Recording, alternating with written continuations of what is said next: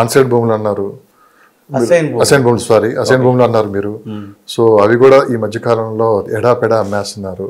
అంటే చట్టంలో మార్పు రాకపోయినా కానీ వీళ్ళు చట్టాల మార్పులు తీసుకొని వస్తున్నారు కొత్తగా. చూడండి, అసైన్మెంట్ భూములలో మనం అందరినీ ఒక సెపరేట్ టాపిక్ ఉంటుంది. అసైన్మెంట్ భూములు అమ్మడానికి వీలు లేదు. కానీ అసైన్మెంట్ భూములలో మనకు రాజకీయ నాయకుల కోసము ఒక చట్టాలు ఉన్నాయి.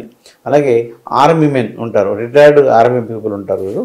సో దాంట్లో పనిచేసిన వాళ్ళు 12 సంవత్సరాలు వారికి ఉంచుకొని 12 సంవత్సరాలు అమ్ముకోవచ్చు. కానీ ఒక సాధారణమైనటువంటి రైతులు ఎన్ని సంవత్సరాలు ఉన్నా అమ్ముకోవడానికి వీలు లేదు. కానీ అందులో మళ్ళీ 3 సంవత్సరాలు అంటే పేద రైతులు అంటే మనము ఎవరైతే బిలో పవర్టీ లైన్ ఉన్నారో 3 ఎకరాల కంటే తక్కువ భూమి ఉన్న వాళ్ళు ఆ అసైన్ ల్యాండ్ కొనుక్కోవచ్చు. అలాగే ఇది వెట్ ల్యాండ్ అయితే 3 ఎకరాల కంటే తక్కువ ఉండాలి, 3 ఎకరాలన్నా కొనుక్కోవచ్చు.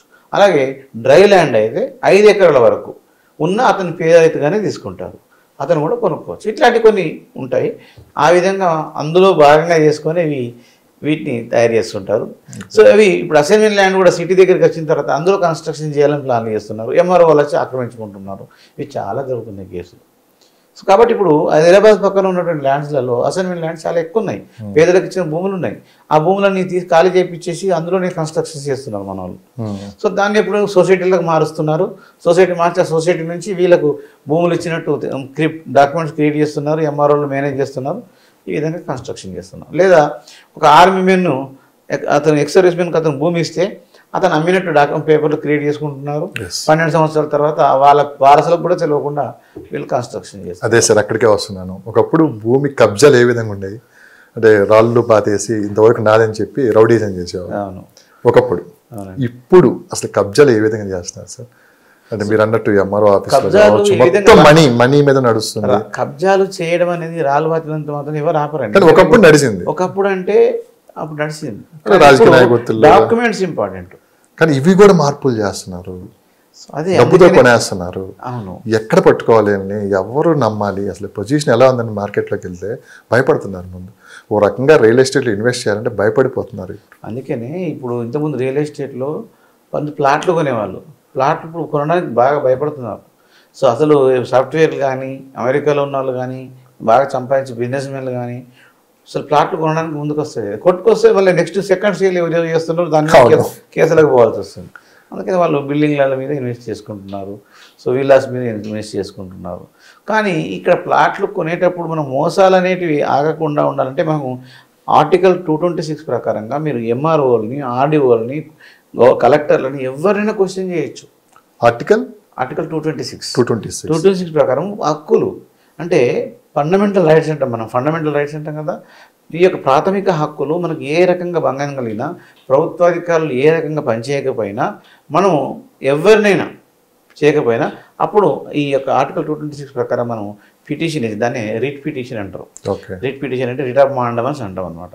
సో ఈ రిట్ ఆఫ్ మాండమస్ ద్వారా ప్రభుత్వాధికారి ఏ రకంగా మోసం చేసినా, ప్రభుత్వాధికారి పని చేయకపోయినా, చేయవలసింది చేయకుండా ఇంకొక పని చేసినా, లేదా పనిలో జాప్యం చేసినా, మనకు పనికి వెళ్తే అసలు చేయకపోయినా అప్పుడు మనం రిట్ ఆఫ్ మాండమస్ ద్వారా తీసుకోవచ్చు.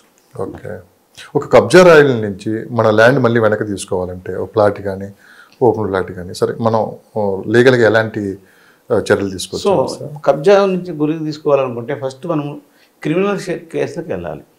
సో క్రిమినల్గా ఏ విధంగా కబ్జాకు వచ్చాడు అతని యొక్క డాక్యుమెంట్ లేకున్నా వస్తున్నప్పుడు, లేదా హాఫ్ అమౌంట్ పేమెంట్ చేసి వస్తారు.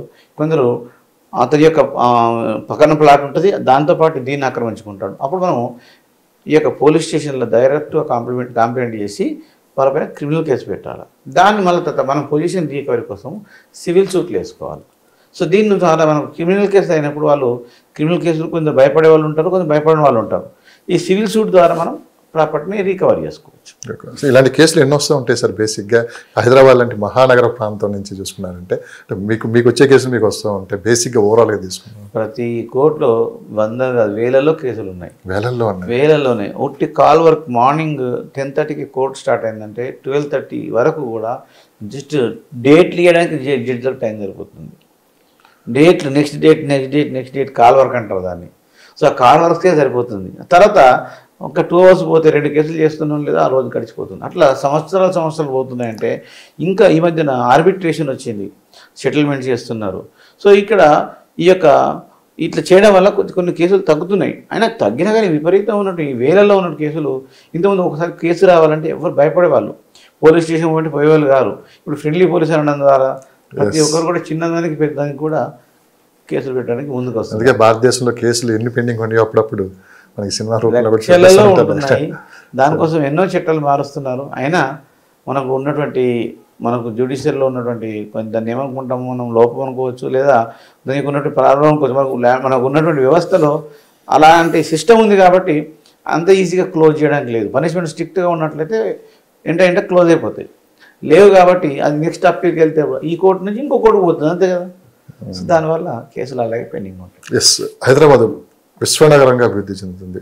సో ఎన్నో చూస్తున్నాం, రియల్ ఎస్టేట్ పరంగా తీసుకున్నామంటే వరల్డ్లోనే నెంబర్ 4th పొజిషన్లో ఉందని చెప్పి, ఏషియన్ కంట్రీలో ఉందని చెప్పి. సో ప్రభుత్వం కూడా చాలా వరకు చర్యలు తీసుకుంటుంది. గత ప్రభుత్వం తీసుకున్నామంటే మనకి ధరణి లాంటి తీసుకుని వచ్చారు, ఇప్పుడు భూమాతని తీసుకుని వచ్చారు. సో ఇవన్నీ తీసుకుని వచ్చిన తర్వాత ఈ ప్రాబ్లమ్స్ అని ఫేస్ చేయకుండా అందరికీ సమన్యాయం జరగాలని చెప్పి తీసుకుని వచ్చారు.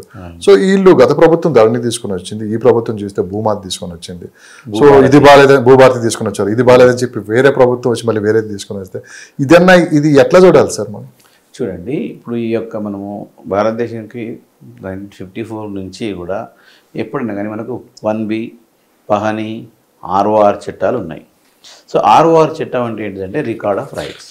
ఒక గ్రామంలో ఆ ఉన్న భూములన్నింటినీ కూడా ఆ యొక్క రికార్డ్ ఆఫ్ రైట్స్లో మెన్షన్ చేసేవాళ్ళు. ఇప్పుడు పేర్లు మారుతున్నాయి కానీ చట్టాలు ఏమి పెద్దగా మారట్లేదు. అందులో చిన్న చిన్న మార్పులు జరుగుతూ ఉన్నాయి. సో ఇప్పుడు కూడా మనకు భూభారతి కానీ ధరణి కానీ ఈ ROR చట్టం ప్రకారంగా మాత్రమే నడుస్తున్నాయి.